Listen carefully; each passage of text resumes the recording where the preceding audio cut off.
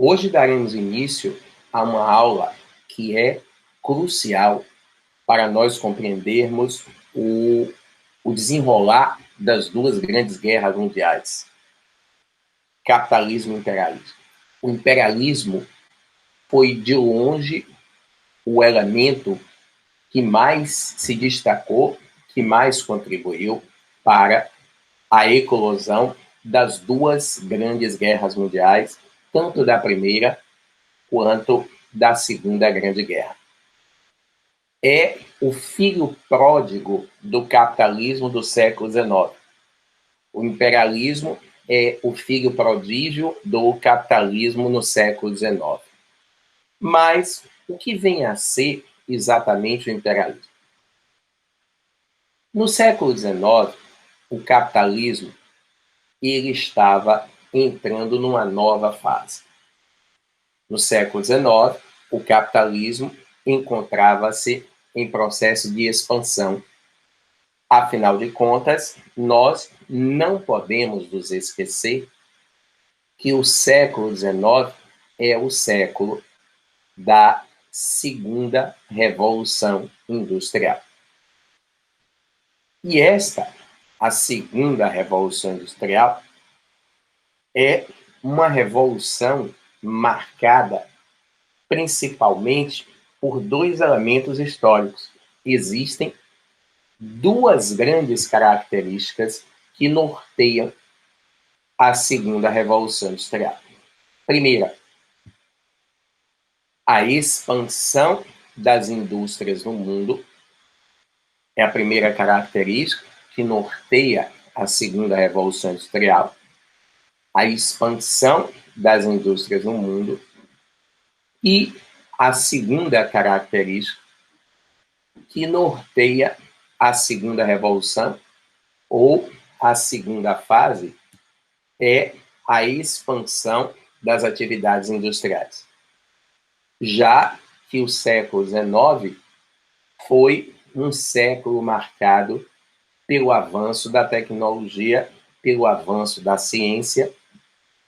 Não é à toa, aí é bom dar uma revisada na aula de Revolução Industrial, não é à toa que nós chamamos o século XIX de era da cientificidade ou era do cientificismo. Foi o período em que houve um grande avanço, um grande progresso das forças produtivas e, evidentemente, a capacidade de produção industrial ela vai subir muito. Com mais tecnologia, a indústria ela vai produzir muito mais num prazo de tempo muito menor. Então, o século XIX foi um século áureo para a Revolução Industrial. Foi um século áureo para o capitalismo. É o século em que, definitivamente, as relações capitalistas de produção se afirmam. É o século em que, definitivamente, as relações capitalistas de produção se consolidam. Pois bem, nem tudo que reluz é ouro. Quando o capitalismo ele progride dessa forma, com o avanço das forças produtivas, com o avanço da tecnologia, com a expansão da produção industrial, as grandes potências europeias vão mergulhar, nesse momento, numa crise de superprodução. Veja que interessante. A indústria estava produzindo tanto,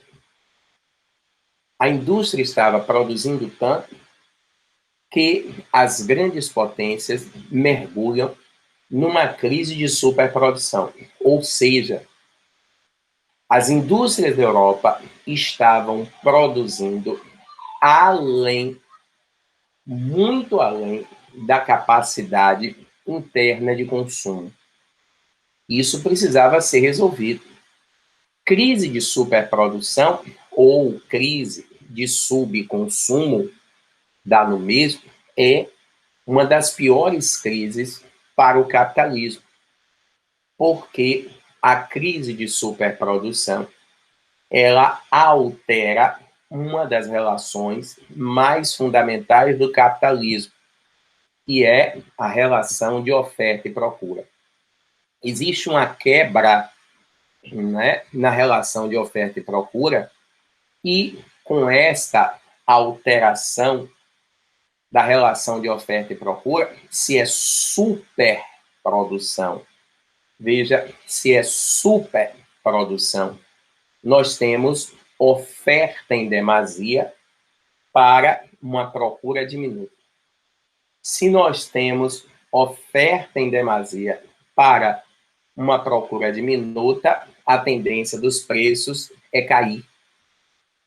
E veja só, numa crise de superprodução, se nada for feito, os preços caem de forma tal que eles se tornam menores do que os custos de produção.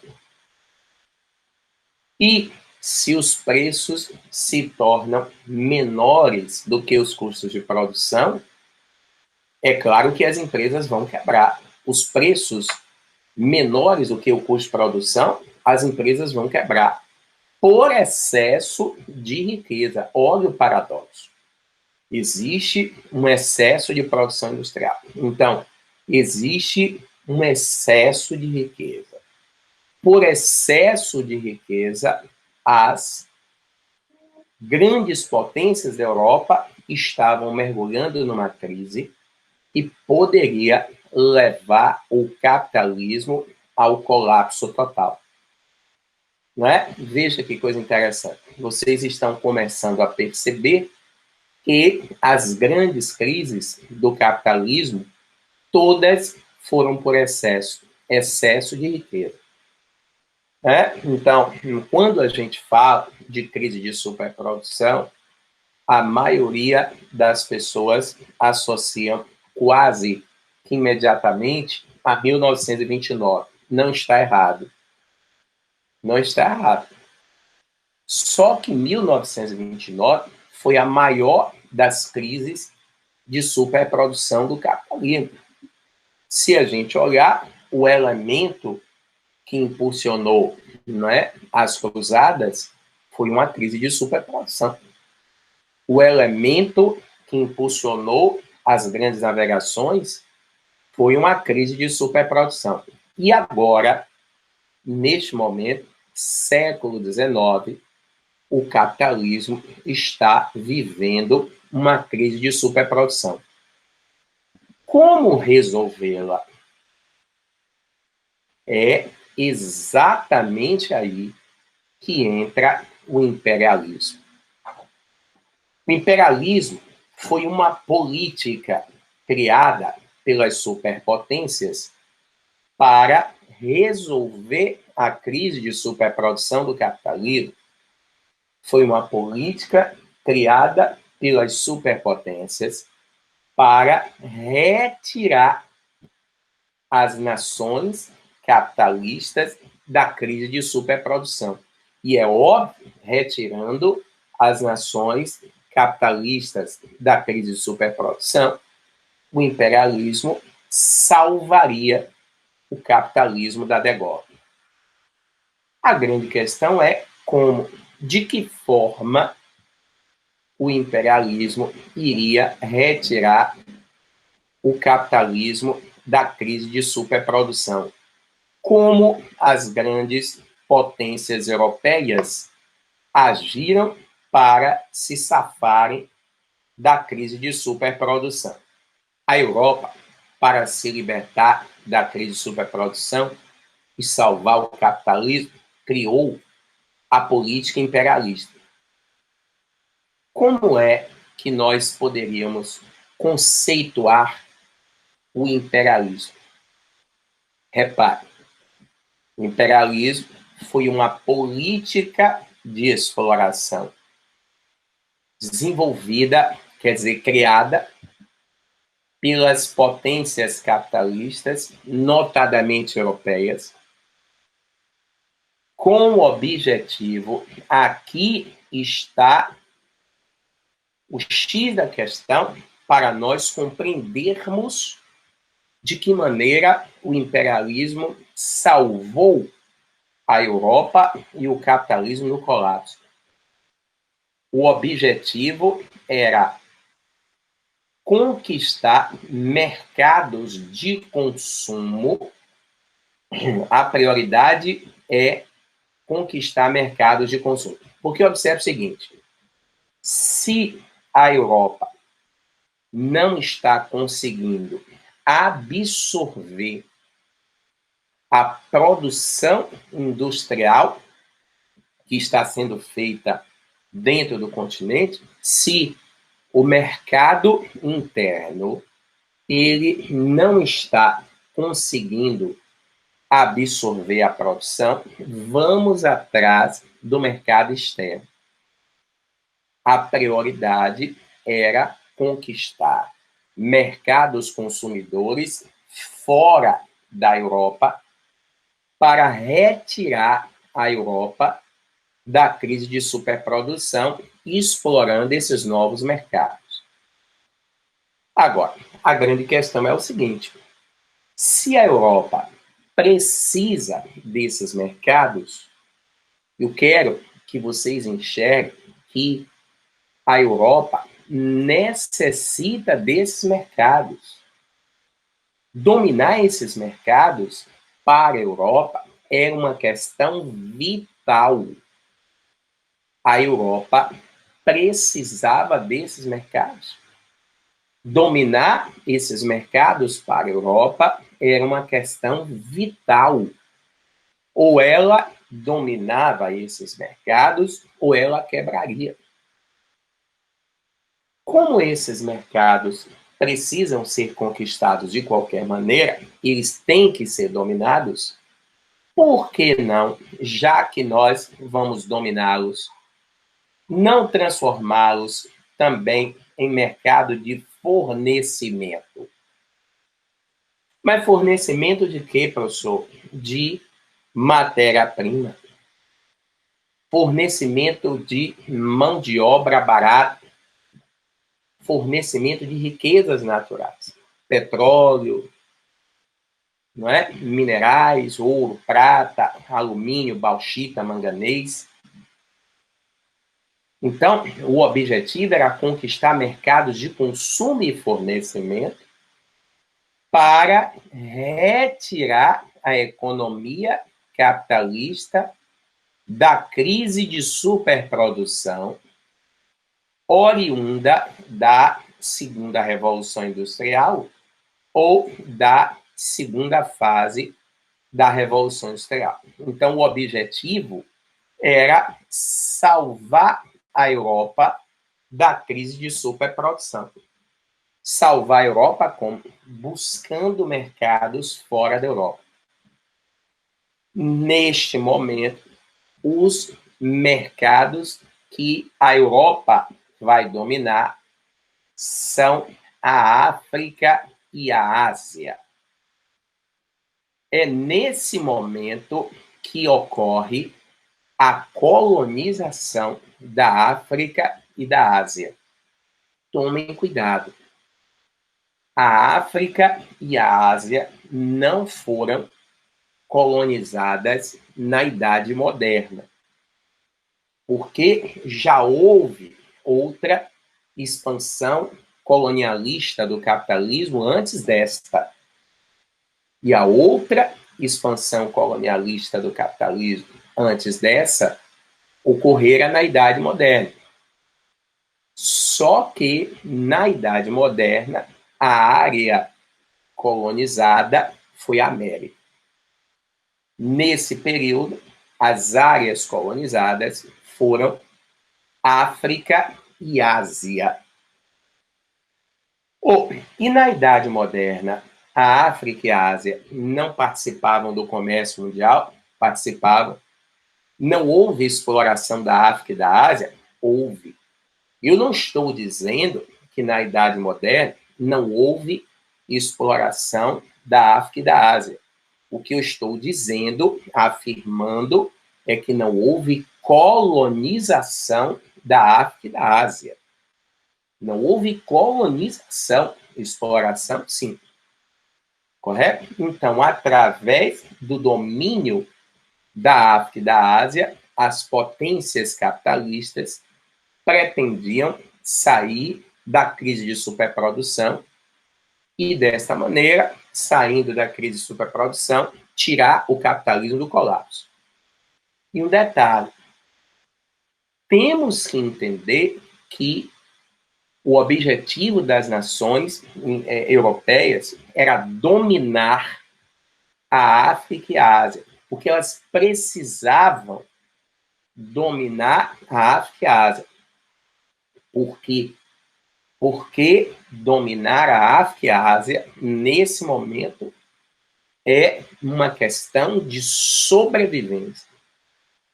Por isso, se as nações da África e da Ásia não quisessem se subordinar ao imperialismo por bem, elas iriam se subordinar por mal.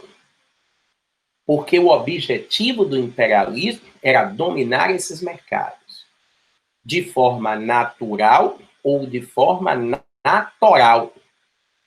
Não é à toa que a política imperialista ela é conhecida como diplomacia do canhão.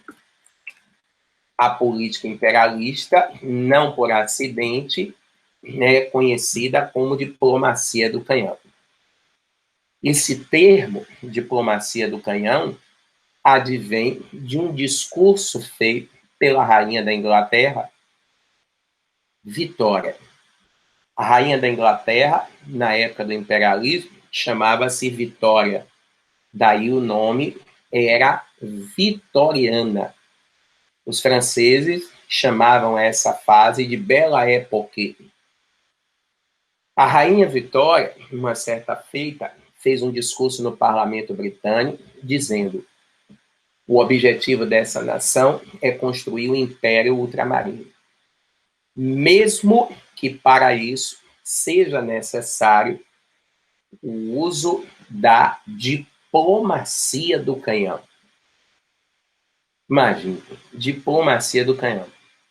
Quer dizer, a Inglaterra está deixando bem claro que ela vai dominar, mesmo que para isso ela utilize-se da força, da violência, mas ela vai dominar. Ela não pode deixar passar em branco, não é, o controle da África e da Ásia, porque ela precisa disto para se libertar da crise.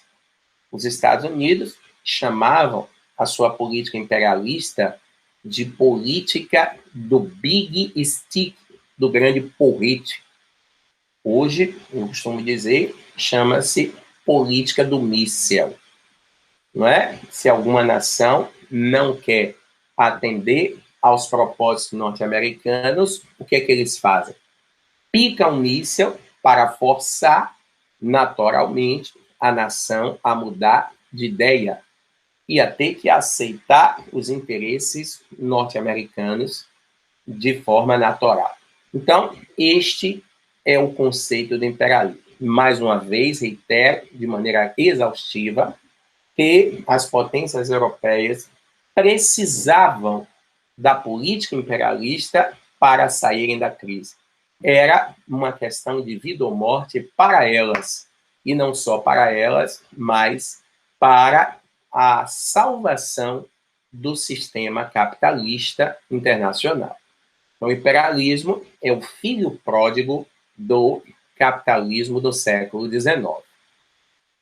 Embora o objetivo das grandes potências fosse explorar, fosse roubar, nenhuma das grandes potências assumia textualmente os seus verdadeiros interesses.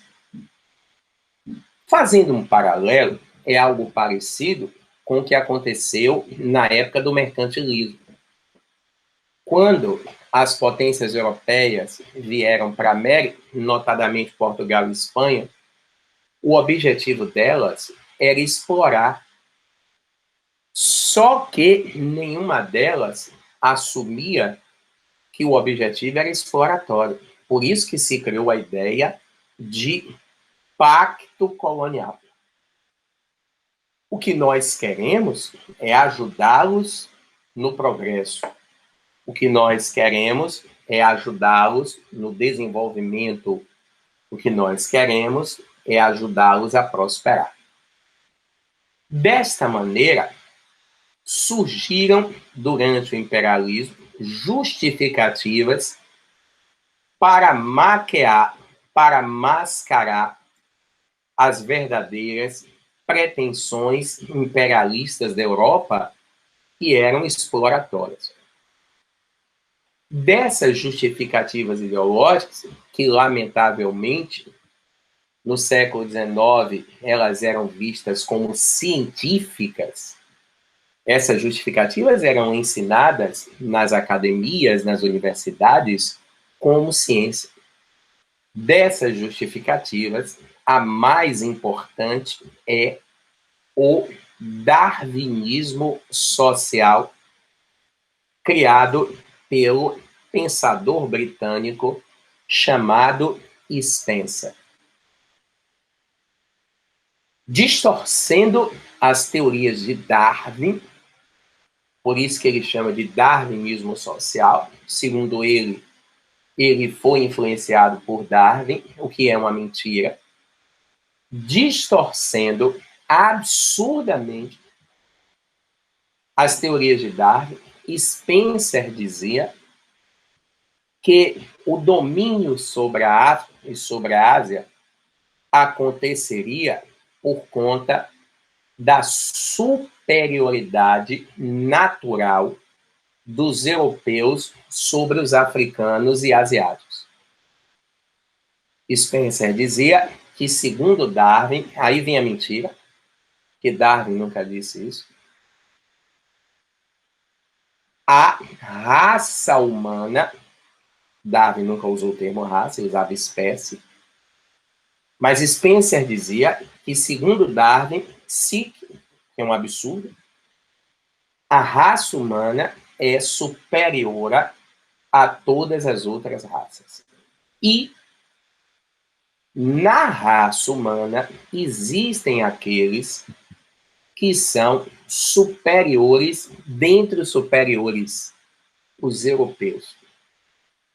Segundo Spencer, os europeus são raça pura.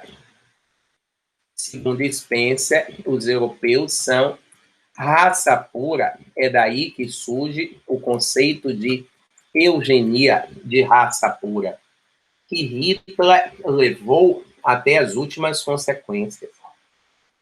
Porque isso é muito interessante. Quando a gente fala de raça pura, muita gente acha que esse conceito de raça pura foi um conceito criado, elaborado pelo Hitler. Não foi. Hitler, na verdade, está bebendo na fonte do Spencer. Então, segundo Spencer, os europeus são raça pura porque eles não sofreram nenhum processo de miscigenação. Por esta razão, como eles são raça pura, eles são moral e intelectualmente superiores a todas as outras raças. E, portanto, eles nasceram para dominar o mundo por conta dessa natural superioridade intelectual e moral, não é? É o fardo, imagine, é o fardo do homem branco. Essa expressão é uma expressão que aparece muito em provas, não é? É o fardo do homem branco. Qual é o fardo do homem branco? Ajudar as raças inferiores a progredirem, a se desenvolverem. É o fardo do homem branco. Aproveitando e combinando as duas visões, é uma missão religiosa que o homem branco tem para com os inferiores. uma missão civilizatória, ou seja, qual é o fardo do homem branco? O fardo do homem branco é ajudar a África e a Ásia a se desenvolverem. Os brancos estão indo para a África e para a Ásia levar progresso, prosperidade, desenvolvimento, não é?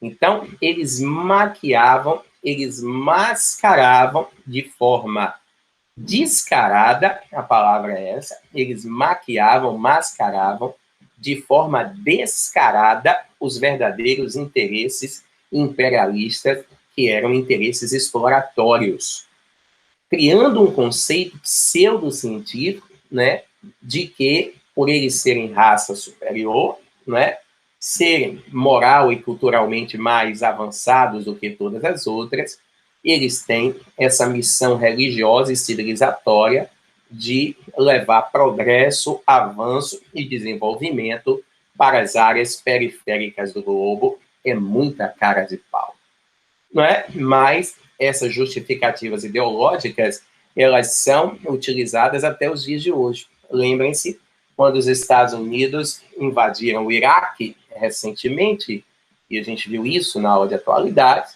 quando os Estados Unidos invadiram o Iraque, o discurso deles é que eles iriam levar a liberdade para o Iraque. O que é a liberdade, se não a civilização? Então, por favor, tudo isso não passa de mentiras construídas para manipular a opinião pública, pois o verdadeiro interesse das potências imperialistas era explorar. Então, nada disso se justifica, a não ser para manipular a opinião pública e levar a falsa ideia de que eles estão levando progresso, avanço, desenvolvimento para as áreas periféricas. O cinismo continua. Assim como no mercantilismo, eles diziam que havia um pacto colonial, aqui eles estão utilizando-se do mesmo cinismo, né, dizendo que vão levar progresso, avanço e desenvolvimento. Beleza? O ponto de partida da política imperialista europeia foi o ano de 1885, quando as grandes potências reunidas na capital da Alemanha, em Berlim, vão organizar a Conferência de Berlim. Este é o ponto de partida da política imperialista. Em 1885, as potências imperialistas vão se reunir na cidade de Berlim e organizar a Conferência de Berlim. O maior destaque da Conferência de Berlim foi a partilha afro-asiática. Disparado, esse foi o maior de todos os destaques da Conferência de Berlim.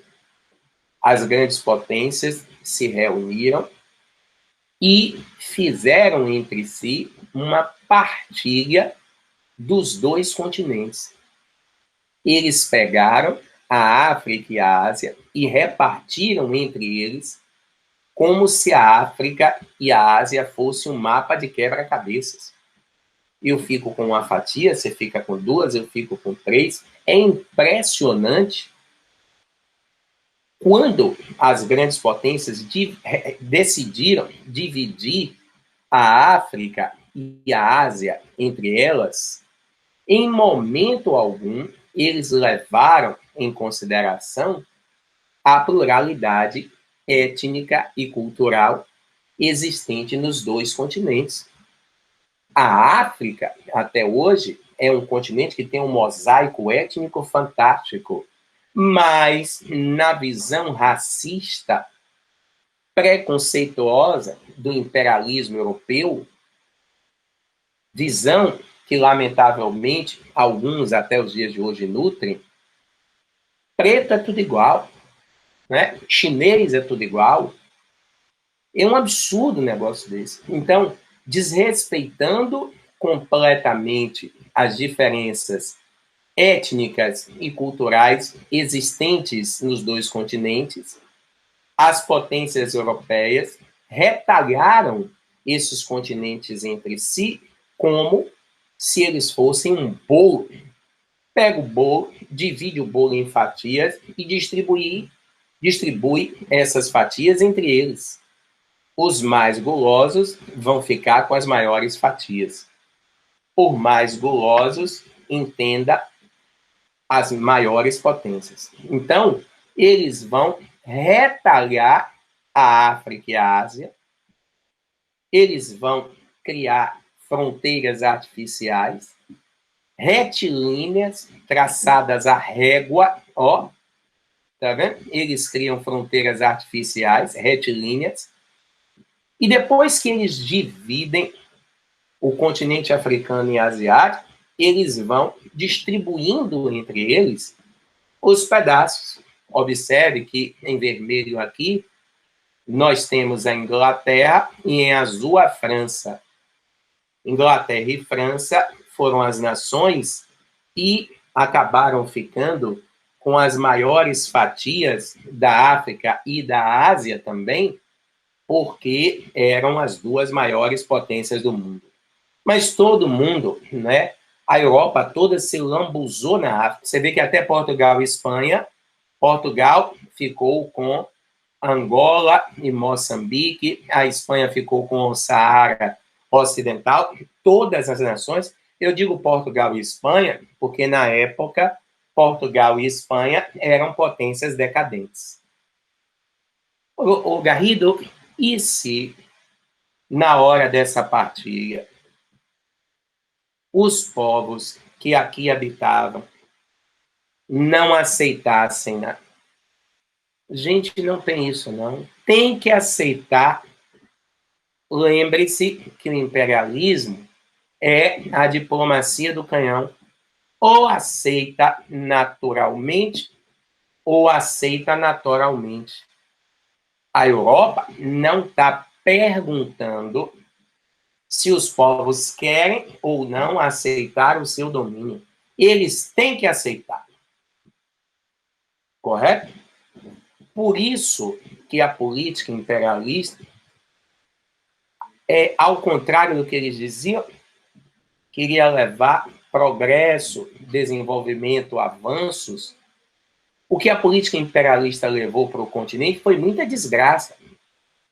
Fome, mazelas, conflitos, muito embora é importante registrar isso aqui. Já havia conflitos no continente africano antes da chegada dos europeus. Já havia conflitos étnicos na África antes da chegada dos europeus. Então, os europeus, eles não criaram os conflitos, eles agravaram. Por quê? Porque eles criaram fronteiras artificiais e obrigaram a convivência forçada nessas fronteiras artificiais de grupos, de tribos, de etnias que já eram rivais há séculos e séculos. Mas cuidado, se cair na prova, o imperialismo criou os conflitos étnicos na África. Falso. O imperialismo não criou os conflitos étnicos na África, ele agravou os conflitos étnicos pré-existem ao imperialismo. Agora, alguns conflitos de ordem econômica, política, social, sim, esses sim foram construídos, foram criados pelas potências capitalistas europeias. Vamos começar o estudo do imperialismo pela história da África. Aqui está a partilha da África, a geopolítica da África contemporânea é uma consequência da partilha. Essas fronteiras não existiam, não é? Essas fronteiras não existiam. Essas fronteiras são consequência da política imperialista. São fronteiras artificiais. É claro que hoje essas fronteiras passaram por mudanças devido a uma série de conflitos que a África vivenciou ao longo da sua história, notadamente depois da descolonização. A descolonização da África e da Ásia vai acontecer pós Segunda Guerra Mundial. Por quê? Porque pós Segunda Guerra Mundial, a Europa se enfraquece. Quando a Europa se enfraquece, pós Segunda Guerra Mundial, a Europa ela vai selecionar na África as regiões que ela continuaria dominando. Porque como a Europa estava em crise, a Europa não tinha recursos para preservar os vastíssimos domínios coloniais que ela tinha. Então, ela tinha que selecionar, entende? Então, por isso que após a Segunda Guerra, inicia-se a descolonização afroasiática, ou independência. Descolonização é a mesma coisa que independência. Quando a descolonização começa, os Estados Unidos e a União Soviética vão estimular inúmeros conflitos na África e na Ásia para ganharem dinheiro comercializando armamentos. É brincadeira um negócio desse? Então, até o processo de independência da África, que começa a se cristalizar pós Segunda Guerra Mundial, foi regada a muito sangue. Porque quando a Europa começa a conceder a autonomia às nações africanas e asiáticas, os Estados Unidos e a União Soviética tomam a frente e fomentam conflitos, alguns deles extremamente sangrentos, para vender armas ou então para explorarem a riqueza de determinadas regiões, né? E no continente africano você tem nações, regiões que são muito ricas, como a Nigéria, por exemplo, uma região muito rica em petróleo, não é? Como o Sudão, muito rico em petróleo, se dividiu em Sudão do Norte e Sul, a África do Sul, rica em diamantes, Angola em petróleo e diamantes, e por aí vai. Entende? Então, a história da África, sob a égide do imperialismo, é uma história de muito sofrimento, muito. Certo? Então, a África, a história da África tem 3 fases. Não vou detalhar muito isso, porque vocês viram isso na aula de atualidade. A fase pré-colonial, que é a fase dos reinos, a era do mercantilismo, que é a fase que a África fornecia matéria-prima, e a fase que nós estamos estudando, a era do imperialismo. É nesta fase aqui, gente, na era do imperialismo, é neste momento aqui que a África é colonizada. Entende? Na era do mercantilismo, a África não foi colonizada. A África mantinha relações comerciais regulares com a Europa, mas não houve efetivamente ocupação de territórios, não houve efetivamente ocupação de regiões com objetivos exploratórios. Então, isso vai acontecer na era do imperialismo no século XIX.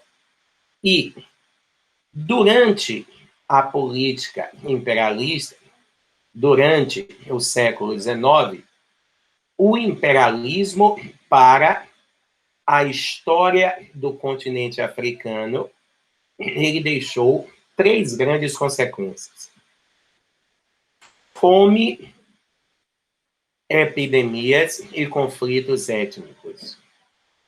Essas 3 são as 3 maiores e piores consequências que a política imperialista deixou para o continente africano, né, a partir do século XIX. não é? Fome, epidemias e conflitos, né? Cuidado. Já havia fome na África antes dos europeus? Já. O imperialismo agrava substancialmente. Já havia epidemias antes do continente europeu? Nem tantas, né? Mas as poucas que tinham foram agravadas. Sempre que há contato de um povo com outro, você sabe que há esta bomba epidemiológica, porque a propagação de doenças é inevitável. E os conflitos étnicos, como eu disse, né, eles pré-existem à chegada dos europeus, mas com a chegada dos mesmos, esses conflitos vão se agravar, vão ser elevados a um patamar, né, mais sanguinário, mais sanguinolento do que os conflitos pré-existentes à chegada dos europeus. Com relação a essas três consequências, fome, epidemias e conflitos étnicos, elas estão muito bem estudadas e detalhadas nas aulas de atualidades de História da África. Então, é bom dar uma revisada nas aulas de História da África para vocês entenderem como o imperialismo produziu fome, como o imperialismo produziu epidemias, como o imperialismo produziu conflitos étnicos no continente africano. Tá tudo lá, mastigadinho, detalhadozinho, e aí o que é que você vai fazer? Você vai pegar os estudos sobre a história da África e combinar com este momento do imperialismo. Embora lá, nas nossas explicações, a gente tenha extrapolado os estudos da história da África, trazendo-os até os dias de hoje, numa perspectiva temática, interdisciplinar, como a gente costuma fazer sempre. Tranquilo, gente?